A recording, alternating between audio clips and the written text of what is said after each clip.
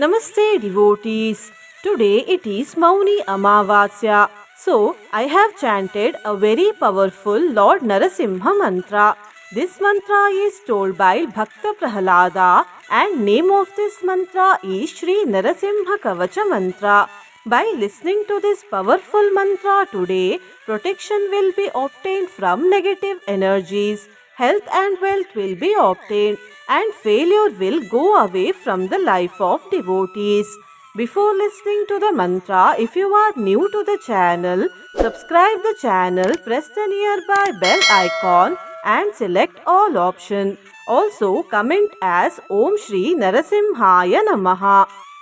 विराजितपदद्वन्द्वं शङ्खचक्रादिहेतिभिः गुरुतात्मा सविनयं स्तूयमानं मुदान्वितम् विराजितपदद्वन्द्वं शङ्खचक्रादिहेतिभिः गुरुतात्मा सविनयं स्तूयमानं मुदान्वितम् विराजितपदद्वन्द्वं शङ्खचक्रादिहेतिभिः गुरुतात्मा सविनयं स्तूयमानं मुदान्वितम् विराजितपदद्वन्द्वं शङ्खचक्रादिहेतिभिः गुरुतात्मा सविनयं स्तूयमानं मुदान्वितम् विराजितपदद्वन्द्वं शङ्खचक्रादिहेतिभिः गुरुतात्मा सविनयं स्तूयमानं मुदान्वितम् विराजितपदद्वन्द्वं शङ्खचक्रादिहेतिभिः गुरुतात्मा सविनयं स्तूयमानं मुदान्वितम् विराजितपदद्वन्द्वं शङ्खचक्रादिहेतिभिः गुरुतात्मा सविनयं स्तूयमानं मुदान्वितम् विराजितपदद्वन्द्वं शङ्खचक्रादिहेतिभिः गुरुतात्मा सविनयं स्तूयमानं मुदान्वितम् विराजितपदद्वन्द्वं शङ्खचक्रादिहेतिभिः गुरुतात्मा सविनयं स्तूयमानं मुदान्वितम् विराजितपदद्वन्द्वं शङ्खचक्रादिहेतिभिः गुरुतात्मा सविनयं स्तूयमानं मुदान्वितम् विराजितपदद्वन्द्वं शङ्खचक्रादिहेतिभिः गुरुतात्मा सविनयं स्तूयमानं मुदान्वितम् विराजितपदद्वन्द्वं शङ्खचक्रादिहेतिभिः गुरुतात्मा सविनयं स्तूयमानं मुदान्वितम् विराजितपदद्वन्द्वं शङ्खचक्रादिहेतिभिः गुरुतात्मा सविनयं स्तूयमानं मुदान्वितम् विराजितपदद्वन्द्वं शङ्खचक्रादिहेतिभिः गुरुतात्मा सविनयं स्तूयमानं मुदान्वितम् विराजितपदद्वन्द्वं शङ्खचक्रादिहेतिभिः गुरुतात्मा सविनयं स्तूयमानं मुदान्वितम् विराजितपदद्वन्द्वं शङ्खचक्रादिहेतिभिः गुरुतात्मा सविनयं स्तूयमानं मुदान्वितम् विराजितपदद्वन्द्वं शङ्खचक्रादिहेतिभिः गुरुतात्मा सविनयं स्तूयमानं मुदान्वितम् विराजितपदद्वन्द्वं शङ्खचक्रादिहेतिभिः गुरुतात्मा सविनयं स्तूयमानं मुदान्वितम् विराजितपदद्वन्द्वं शङ्खचक्रादिहेतिभिः गुरुतात्मा सविनयं स्तूयमानं मुदान्वितम् विराजितपदद्वन्द्वं शङ्खचक्रादिहेतिभिः गुरुतात्मा सविनयं स्तूयमानं मुदान्वितम् विराजितपदद्वन्द्वं शङ्खचक्रादिहेतिभिः गुरुतात्मा सविनयं स्तूयमानं मुदान्वितम् विराजितपदद्वन्द्वं शङ्खचक्रादिहेतिभिः गुरुतात्मा सविनयं स्तूयमानं मुदान्वितम् विराजितपदद्वन्द्वं शङ्खचक्रादिहेतिभिः गुरुतात्मा सविनयं स्तूयमानं मुदान्वितम् विराजितपदद्वन्द्वं शङ्खचक्रादिहेतिभिः गुरुतात्मा सविनयं स्तूयमानं मुदान्वितम् विराजितपदद्वन्द्वं शङ्खचक्रादिहेतिभिः गुरुतात्मा सविनयं स्तूयमानं मुदान्वितम् विराजितपदद्वन्द्वं शङ्खचक्रादिहेतिभिः गुरुतात्मा सविनयं स्तूयमानं मुदान्वितम् विराजितपदद्वन्द्वं शङ्खचक्रादिहेतिभिः गुरुतात्मा सविनयं स्तूयमानं मुदान्वितम् विराजितपदद्वन्द्वं शङ्खचक्रादिहेतिभिः गुरुतात्मा सविनयं स्तूयमानं मुदान्वितम् विराजितपदद्वन्द्वं शङ्खचक्रादिहेतिभिः गुरुतात्मा सविनयं स्तूयमानं मुदान्वितम् विराजितपदद्वन्द्वं शङ्खचक्रादिहेतिभिः गुरुतात्मा सविनयं स्तूयमानं मुदान्वितम् विराजितपदद्वन्द्वं शङ्खचक्रादिहेतिभिः गुरुतात्मा सविनयं स्तूयमानं मुदान्वितम् विराजितपदद्वन्द्वं शङ्खचक्रादिहेतिभिः गुरुतात्मा सविनयं स्तूयमानं मुदान्वितम् विराजितपदद्वन्द्वं शङ्खचक्रादिहेतिभिः गुरुतात्मा सविनयं स्तूयमानं मुदान्वितम् विराजितपदद्वन्द्वं शङ्खचक्रादिहेतिभिः गुरुतात्मा सविनयं स्तूयमानं मुदान्वितम् विराजितपदद्वन्द्वं शङ्खचक्रादिहेतिभिः गुरुतात्मा सविनयं स्तूयमानं मुदान्वितम्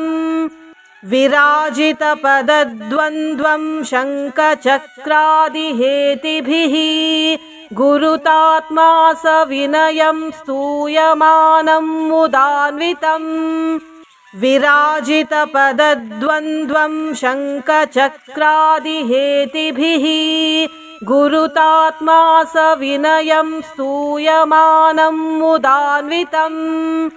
विराजितपदद्वन्द्वं शङ्खचक्रादिहेतिभिः गुरुतात्मा सविनयं स्तूयमानं मुदान्वितम् विराजितपदद्वन्द्वं शङ्खचक्रादिहेतिभिः गुरुतात्मा सविनयं स्तूयमानं मुदान्वितम् विराजितपदद्वन्द्वं शङ्खचक्रादिहेतिभिः गुरुतात्मा सविनयं स्तूयमानं मुदान्वितम् विराजितपदद्वन्द्वं शङ्खचक्रादिहेतिभिः गुरुतात्मा सविनयं स्तूयमानं मुदान्वितम् विराजितपदद्वन्द्वं शङ्खचक्रादिहेतिभिः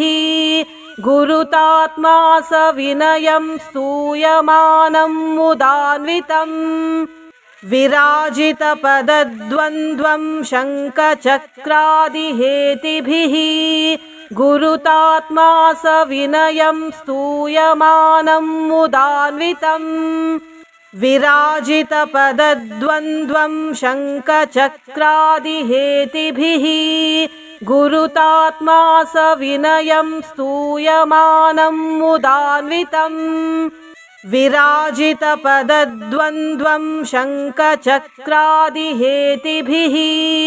गुरुतात्मा सविनयं स्तूयमानं मुदान्वितम् विराजितपदद्वन्द्वं शङ्खचक्रादिहेतिभिः गुरुतात्मा सविनयं स्तूयमानं मुदान्वितम् विराजितपदद्वन्द्वं शङ्खचक्रादिहेतिभिः गुरुतात्मा सविनयं स्तूयमानं मुदान्वितम् विराजितपदद्वन्द्वं शङ्खचक्रादिहेतिभिः गुरुतात्मा सविनयं स्तूयमानं मुदान्वितम् विराजितपदद्वन्द्वं शङ्खचक्रादिहेतिभिः गुरुतात्मा सविनयं स्तूयमानं मुदान्वितम् विराजितपदद्वन्द्वं शङ्खचक्रादिहेतिभिः गुरुतात्मा सविनयं स्तूयमानं मुदान्वितम् विराजितपदद्वन्द्वं शङ्खचक्रादिहेतिभिः गुरुतात्मा सविनयं स्तूयमानं मुदान्वितम् विराजितपदद्वन्द्वं शङ्खचक्रादिहेतिभिः गुरुतात्मा सविनयं स्तूयमानं मुदान्वितम् विराजितपदद्वन्द्वं शङ्खचक्रादिहेतिभिः गुरुतात्मा सविनयं स्तूयमानं मुदान्वितम् विराजितपदद्वन्द्वं शङ्खचक्रादिहेतिभिः गुरुतात्मा सविनयं स्तूयमानं मुदान्वितम् विराजितपदद्वन्द्वं शङ्खचक्रादिहेतिभिः गुरुतात्मा सविनयं स्तूयमानं मुदान्वितम् विराजितपदद्वन्द्वं शङ्खचक्रादिहेतिभिः गुरुतात्मा सविनयं स्तूयमानं मुदान्वितम् विराजितपदद्वन्द्वं शङ्खचक्रादिहेतिभिः गुरुतात्मा सविनयं स्तूयमानं मुदान्वितम् विराजितपदद्वन्द्वं शङ्खचक्रादिहेतिभिः गुरुतात्मा सविनयं स्तूयमानं मुदान्वितम्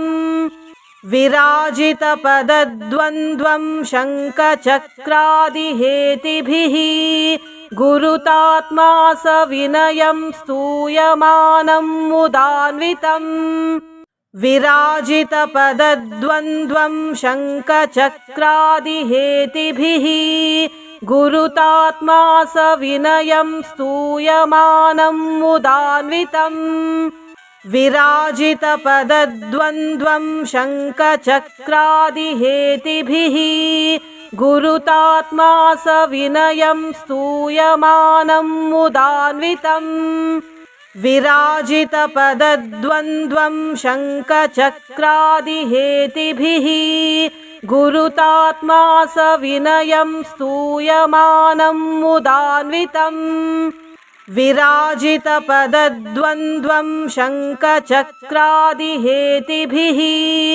गुरुतात्मा सविनयं स्तूयमानं मुदान्वितम्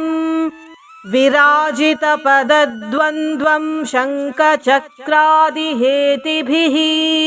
गुरुतात्मा सविनयं स्तूयमानं मुदान्वितम्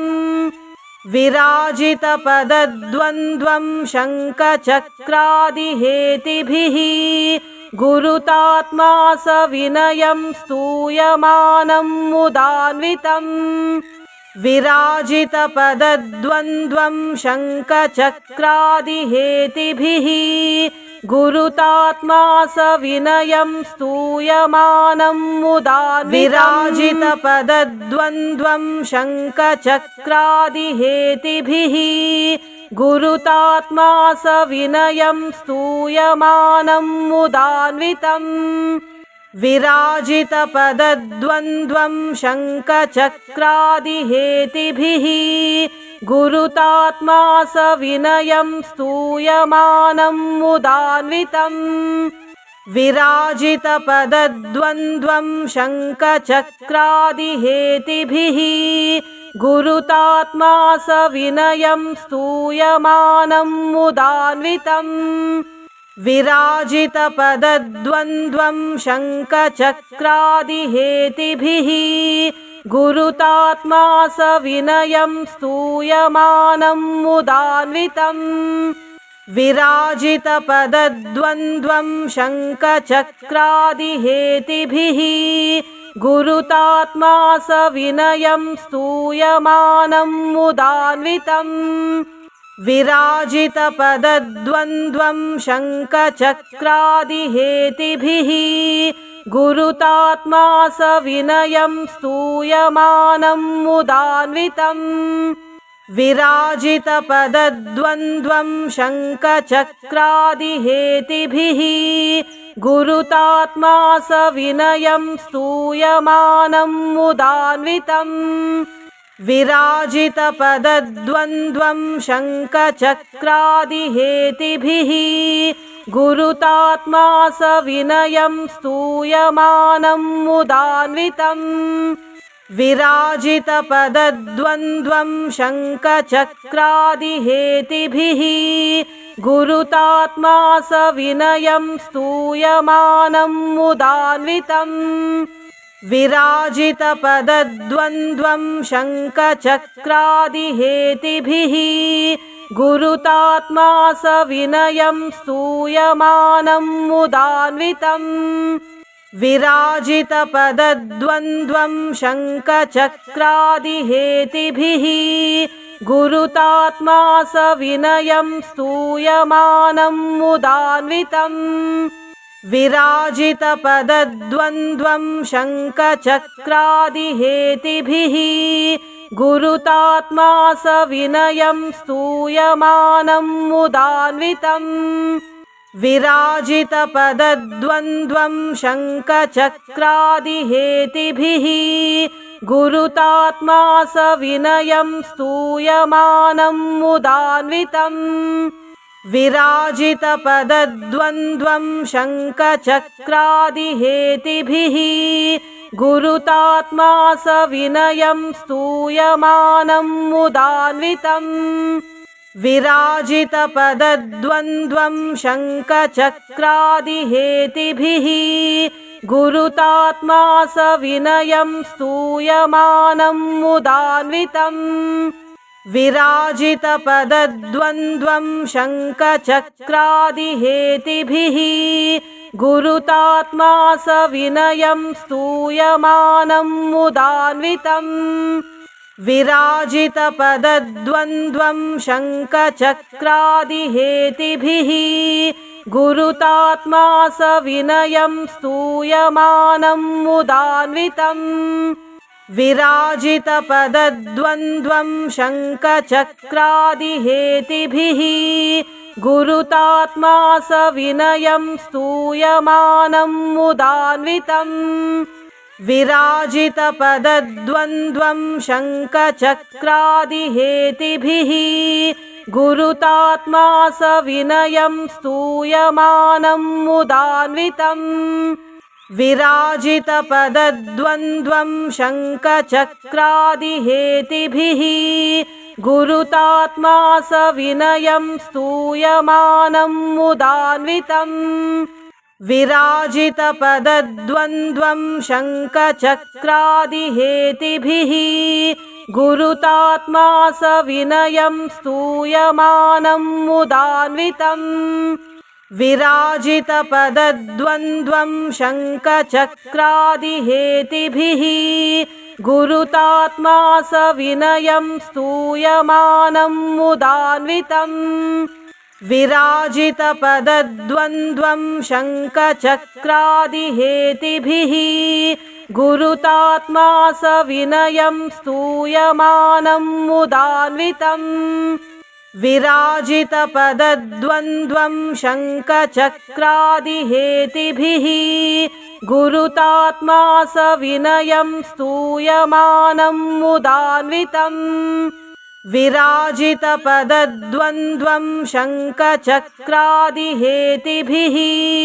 गुरुतात्मा सविनयं स्तूयमानं मुदान्वितं विराजितपदद्वन्द्वं शङ्खचक्रादिहेतिभिः गुरुतात्मा सविनयं स्तूयमानं मुदान्वितं विराजितपदद्वन्द्वं शङ्खचक्रादिहेतिभिः गुरुतात्मा सविनयं स्तूयमानं मुदान्वितं विराजितपदद्वन्द्वं शङ्खचक्रादिहेतिभिः गुरुतात्मा सविनयं स्तूयमानं मुदान्वितं विराजितपदद्वन्द्वं शङ्खचक्रादिहेतिभिः गुरुतात्मा सविनयं स्तूयमानं मुदान्वितं विराजितपदद्वन्द्वं शङ्खचक्रादिहेतिभिः गुरुतात्मा सविनयं स्तूयमानं मुदान्वितं विराजितपदद्वन्द्वं शङ्खचक्रादिहेतिभिः गुरुतात्मा सविनयं स्तूयमानं मुदान्वितं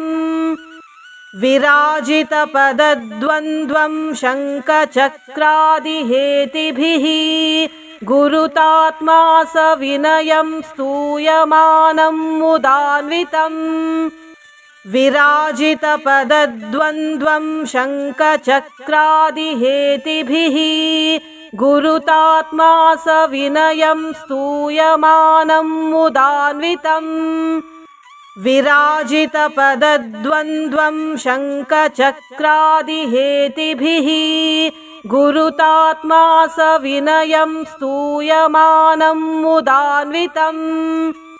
विराजितपदद्वन्द्वं शङ्खचक्रादिहेतिभिः गुरुतात्मा सविनयं स्तूयमानं मुदान्वितं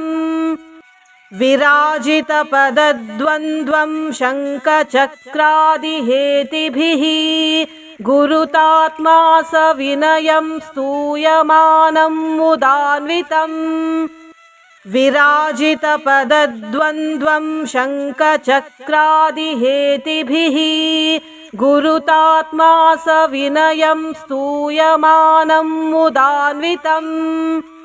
विराजितपदद्वन्द्वं शङ्खचक्रादिहेतिभिः गुरुतात्मा सविनयं स्तूयमानं मुदान्वितं विराजितपदद्वन्द्वं शङ्खचक्रादिहेतिभिः गुरुतात्मा सविनयं स्तूयमानं मुदान्वितं विराजितपदद्वन्द्वं शङ्खचक्रादिहेतिभिः गुरुतात्मा सविनयं स्तूयमानं मुदान्वितं विराजितपदद्वन्द्वं शङ्खचक्रादिहेतिभिः गुरुतात्मा सविनयं स्तूयमानं मुदान्वितं